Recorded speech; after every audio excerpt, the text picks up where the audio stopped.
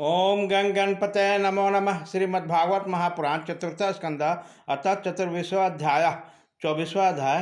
पृथ्वी की वंश परंपरा प्रचताओं को भगवान रुद्र का उपदेश। मैत्री वाचा विजेता सस्वाधिराजा पृथुपुत्र पृथुश्रव यो योभ्य ददात काष्ठा भातृभ्य भातृवत्सला। श्री मैत्री जी कहते हैं, विदुर जी महाराजा पृथु के बाद उनके परम पुत्र परम यशस्वी विजेता राजा हुए। उनको अपने छोटे भाइयों पर बड़ा स्नेह था, इसलिए उन्होंने चारों को एक एक दिशा का अधिकार सौंप दिया। राजा विदेशवान ने हर्ष को पूर्व, धुर्मुकेश को दक्षिण, वृक को पश्चिम और दरवीन को उत्तर दिशा का राज्य दिया। उन्होंने इंद्र से अंतर्ध्यान होने की शक्ति प्राप्त की थी, इसीलिए उन्हें अंतर्ध्यान भी कहते हैं। उनके पत्नी का नाम शिखांडिनी था। उससे उसके 3 सुपुत्र हैं। उसका नाम पावक, पवमान और सुचित है। पूर्व काल में वशिष्ठ जी का श्राप होने से उपयुक्त नाम से अग्नियों ने ही उनके रूप में जन्म लिया था। आगे चलकर जोग मार्ग से या फिर अग्नि रूप में हो गए। अंतर्ध्यान के नवस्त्री नामक पत्नी से एक पुत्र रत्न वृद्धाओं प्राप्त हुआ। महाराज अंतर्ध्यान बड़े उदार पुरुष थे। जिस समय इंद्र अपने पिता के समेत यज्ञ का घोड़ा हरकर ले गए थे, उन्होंने पता लग जाने पर भी उसका वध नहीं किया। राजा अंतर्ध्यान ने कर लेना, दंड देना, जुर्माना वसूल करना आदि कर्तव्यों को बहुत कठोर और दूसरे के लिए कष्टदायक समझकर एक दीर्घकालिक यज्ञ में दीक्षित होने के बहाने अपना राजकाज छोड़ दिया। यज्ञ काज में लगे रहने पर भी उन आत्मज्ञानी राजा ने भक्त भय भंजन पुरुषोत्तम परमात्मा की आराधना करके सुदृढ़ समाधि के द्वारा भगवान के दिव्य लोकों को प्राप्त किया।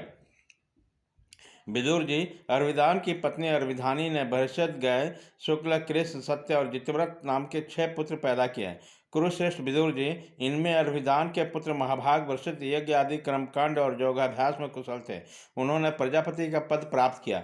उन्होंने एक स्थान के बाद दूसरे स्थान में लगातार इतने यज्ञ किए कि यह सारी भूमि पूर्व की ओर अग्रसर करके फैलाए हुए कुशों से पट गई और इसी से चलकर वह प्रचिनबाही नाम से विख्यात हुए। राजा प्रचिनबाही ने ब्रह्मा जी के कहने पर समुद्र की कन्या सत्यदुर्ति से विवाह किया।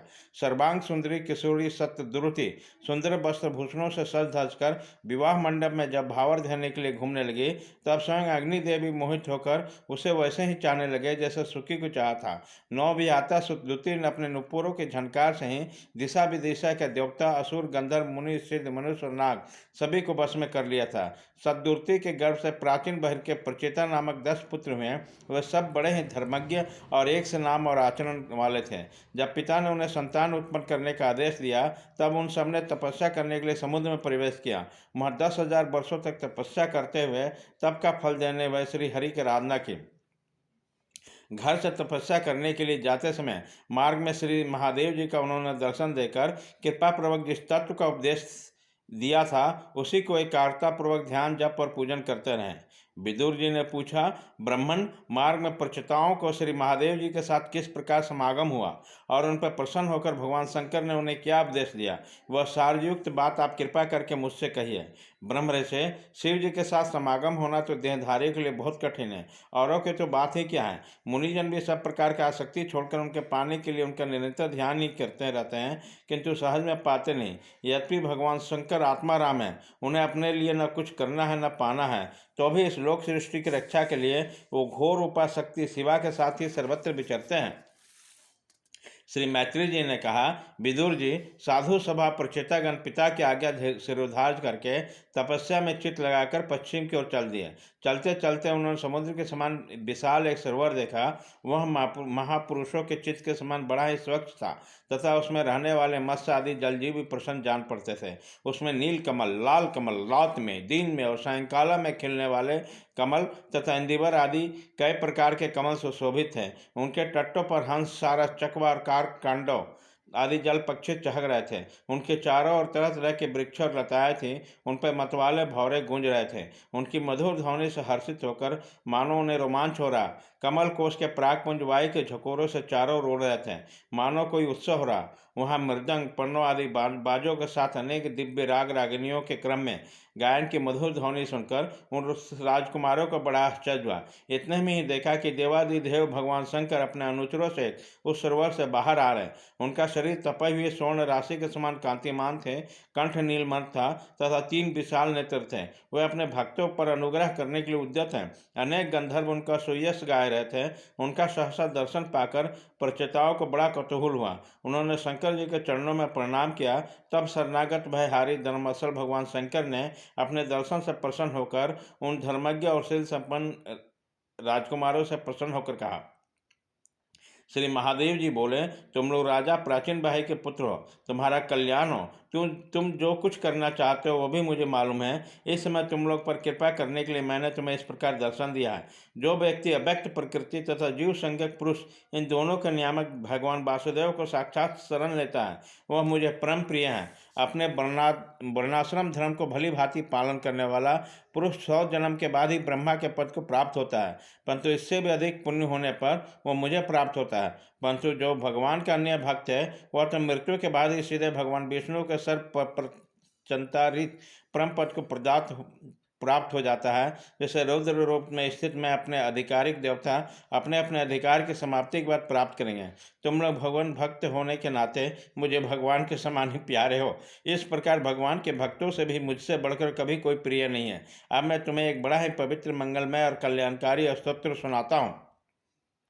इसका तुम लोग शुद्ध भाव से जप करना। तब श्री मैत्री जी कहते हैं, तब नारायण परायण करुणा हृदय भगवान शिव ने अपने सामने हाथ जोड़े हुए खड़े हुए उन राजपुत्रों को यह स्तोत्र सुनाया।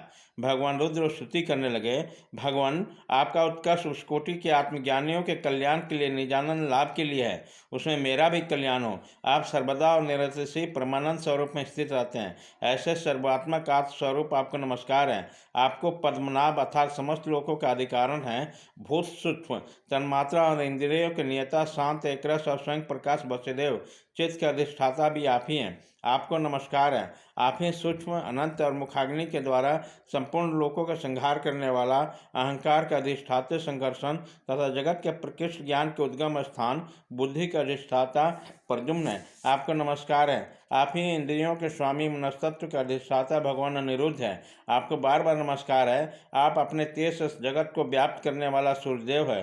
पूर्ण होने के कारण आपको बुद्धि और क्षय नहीं होता। आपको नमस्कार है। आप स्वर्ग और मोक्ष के द्वारा तथा निरंतर पवित्र हृदय में रहने वाले हैं। आपको नमस्कार हैं। आप ही स्वर्ण रूप वीर्ण से युक्त चतुर्भुज कर्मों के साधन तथा विस्तार करने वाला अग्निदेव हैं। आपको नमस्कार हैं। आप पितर और देवताओं का पोषक सोम हैं तथा तीनों वेदों का अधिष्ठाता हैं। हम आपको नमस्कार करते हैं। आप ही समस्त प्राणियों को तृप्त करने वाला सर्वश्रेष्ठ जल रूप है। आपको नमस्कार है। आप समस्त प्राणियों के देह पृथ्वी और विराट स्वरूप हैं तथा त्रिलोकी की रक्षा करने के लिए मानसिक, इंद्रियक और शारीरिक शक्ति भुक्त वायु प्राण है। आपको नमस्कार है। आप ही अपने गुण शब्द के द्वारा संपूर्ण पदार्थों को ज्ञान कराने वाला तथा बाहर भीतर का भेद करने वाला आकाश है तथा आप ही महान पुण्यों से प्राप्त होने वाला परम तेजमय स्वर्ग, वैकुंठ आदि लोक हैं। आपको पुनः पुनः नमस्कार है। आप पितृलोक की प्राप्ति कराने वाला पवित्र क्रम रूप और देवलोक की प्राप्ति के साधन निर्मित क्रम रूप हैं तथा आप ही अधर्म के फलस्वरूप दुखदायक मृत्यु हैं। आपको नमस्कार है। नाथ, आप ही पुराण पुरुष तथा सांख्य और योग के अधीश्वर भगवान श्री कृष्ण हैं। आप सब प्रकार की कामनाओं के पूर्ति के कारण साक्षात मंत्र मूर्ति और महान धर्म स्वरूप हैं। आपकी ज्ञान शक्ति किसी भी प्रकार को कुंठित होने वाले नहीं है। आपको नमस्कार है, नमस्कार है। आप ही कर्ता, करण और कर्म तीनों शक्तियों के एकमात्र आश्रय हैं। आप ही अहंकार के अधिष्ठाता रुद्र हैं। आप ही ज्ञान और क्रिया स्वरूप हैं तथा आपसे ही परा, पश्यंती, मध्यमा और वैखरी 4 प्रकार की वाणी की अभिव्यक्ति होती है। प्रभु, हम आपके दर्शनों की अभिलाषा है, अतः आपके भक्तजन जिसका पूजन करते हैं और जो आपको निज जनों को अत्यंत प्रिय है, आपने उसी अनुरूप की आप हमें झांकी कराई है। आपका वह रूप हमसे गुणों में समस्त इंद्रियों को तृप्त करने वाला है। वह वर्षाकालीन मेघ के समान स्निग्ध, श्याम और संपूर्ण सौंदर्यों का सार सर्वस्व है। सुंदर 4 विशाल भुजाएं, मना मनोहर मुखारबिंद, कमल दल के समान नेत्र, सुंदर बाहें, सुघड़ नासिका, मनमोहन दंत पंक्ति, अमोल कपोल युक्त मनोहर मुखमंडल और सौभाग्यशाली समान करण युगल हैं। प्रीतिपूर्ण उन्मत्त हास, तिरछी चितवन, काली काली घुंघराली, हल्के कमल कुशभ की केसर के समान फहराता हुआ पीताम्बर, झिलमिलाते हुए कुंडल, चमचमाते हुए मुकुट, कंकन, हार, नुपुर, मेखला आदि विचित्र आभूषण तथा शंख, चक्र, गदा, पद्म, बनमाला और कौस्तुभ मणि के कारण आपकी अपूर्व शोभा है। भागे खत्म।